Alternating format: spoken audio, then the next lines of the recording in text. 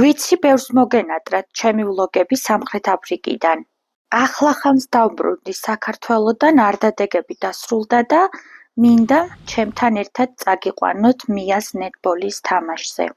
ევროპული არდადეგები იმდენ ხანს გამიგრძელდა, რომ ალბათ 4 თვეა მის თამაშზე არ ვყოფილვარ. ჩვენში დარჩეს და სამხრეთ აფრიკაც ძალიან მომენატრა. მისი ულამაზესი მზის ჩასვლები. თან ახლა გაზაფხულია და ყველაფერი ისეთი მწვანეა, ვერ გეტყვით. კადრში ეს აფრიკული სტილის სახლიც მოხდა, რომელიც მე ძალიან მომწონს.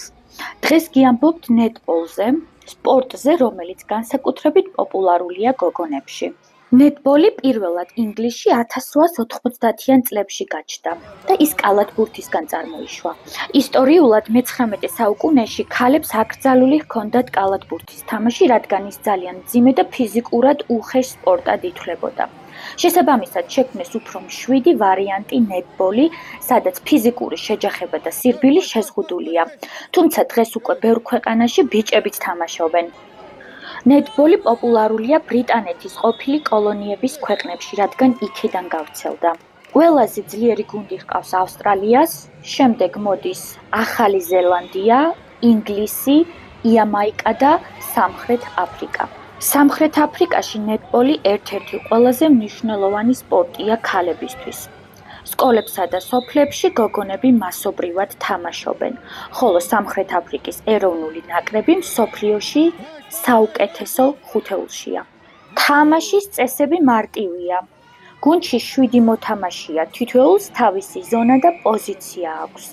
ბურთით სირბილი აკრძალულია, უნდა გადასცე პასი დაახლოებით 3 წამში. თამაში 4 ნაწილად მიმდინარეობს და თითოეული ნაწილი 15 წუთიანია. ნეტბოლი სამხრეთ აფრიკის სკოლებშია შეტანილი და პირველი კლასიდან ვარჯიშობენ ბავშვები. ასევე შექმნილია კერძო კლუბები, სადაც შეგიძლია გაწევრიანდე და დამატებით კვირაში 2 ჯერ ივარჯიშო.